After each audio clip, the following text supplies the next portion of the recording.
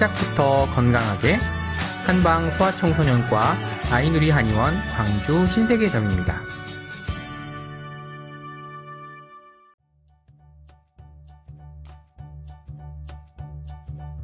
현대사회에 접어들면서 급속도로 늘어나는 현대 질환들에는 여러 가지가 있습니다. 그중 틱장애는 과거에는 희귀할 정도로 찾아보기 힘들었지만 최근에는 한 반에 2~3명꼴로 발견된 만큼 점차 흔해지고 있는 추세인데요. 그래서 오늘은 소아 틱 증상에 대해 다뤄볼까 합니다. 틱이란 본인의 의지와는 상관없이 갑자기 빠르고 불규칙하게 반복적으로 근육을 움직이거나 소리를 내는 증상을 말합니다. 보통 학습량이 늘어나기 시작하는 초등학교 입학 시기 전후로 가장 많이 발현되며 초등학교 고학년에 올라가거나 증상 강도가 중등도 이상 심한 경우에는 스스로 인지하게 되면서 사회성이나 학습적인 부분까지 힘들어하게 되는 경우가 많습니다.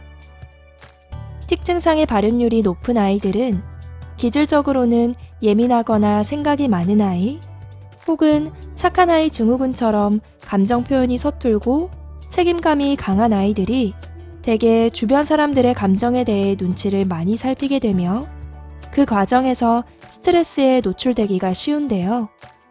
아이들은 정서적으로 미성숙하고 불안정하기 때문에 이는 신경계에 지속적으로 심리적인 자극이 되어 틱 증상이 유발될 수 있다고 보고 있습니다. 틱 장애의 진단은 공식적인 진단 체계인 DSM-5의 틱 장애 진단 기준으로 보게 됩니다.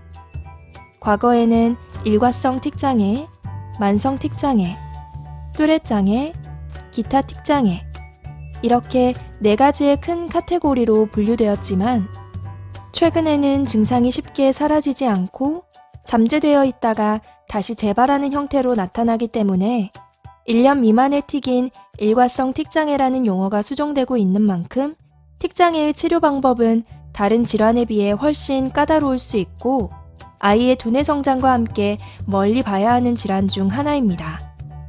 틱 증상의 진행에는 일반적인 패턴이 존재하는데 동작 틱의 경우 눈, 코, 입 등의 얼굴 근육을 깜빡이거나 찡그리는 형태에서 목이나 어깨를 흔들기도 하고 배에 힘을 주거나 점프를 하는 등 작은 근육에서 점점 큰 근육을 사용함에 따라 증상 강도가 악화된다고 보고 있습니다.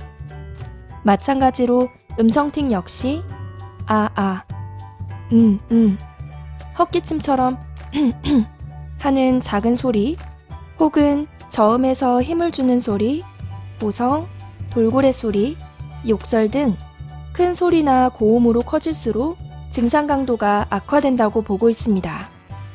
틱의 원인은 다양하지만 크게는 심리적인 요인과 뇌신경학적 요인으로 나뉩니다. 심리적으로는 초등학교 입학 이후부터 학습량이 폭발적으로 늘어나 학업 스트레스가 극심해져 틱 발생률을 높이는 것으로 보고되고 있습니다. 우리나라에서는 주로 학습과 가족관계에서 스트레스를 호소하는 경우가 가장 많은데요. 공부에 대한 강요와 부모로부터의 압박감, 긴장이나 불안, 그리고 친구와 가족관계에서 오는 자존심 손상, 분노, 적개심 등 부정적인 감정 변화가 틱의 발생과 밀접한 관련이 있다고 볼 수 있겠습니다. 뇌영상 연구에서는 뚜렛 장애를 보이는 환자의 기저핵 부피가 정상인에 비해 감소된 편으로 기저핵의 기능이 저하되면 운동틱 증상이 나타나게 되는 것으로 보고되었습니다. 이렇게 뇌의 구조 및 기능적인 문제로도 틱 증상이 나타난다고 볼 수 있습니다. 우리 아이에게 틱 증상이 나타났을 때 사람들 사이에서 아이가 혼자 반복적인 동작이나 음성 양상을 표현한다면 아무래도 평범하지 않고 튀는 행동에 대해 부모님들이 지적을 하시는 경우가 많은데요. 증상에 대해 지적을 할 경우 일시적으로 틱이 사라지기 때문에 증상이 없어진 것처럼 보이지만 나중에는 오히려 더 심하게 나타나거나 다른 양상의 틱으로 진행되기도 합니다. 그렇기 때문에 혼을 내기보다는 틱이 발생되는 원인에 대해 먼저 파악하여 악화를 예방하고 조기에 근본 치료를 할 수 있도록 해주는 것이 중요합니다. 소아 특징상에 대한 궁금증이 조금 해소되셨나요? 다음 주에는 이러한 소아 특징상의 치료 방법과 생활관리 방법에 대해 알려드리도록 할게요.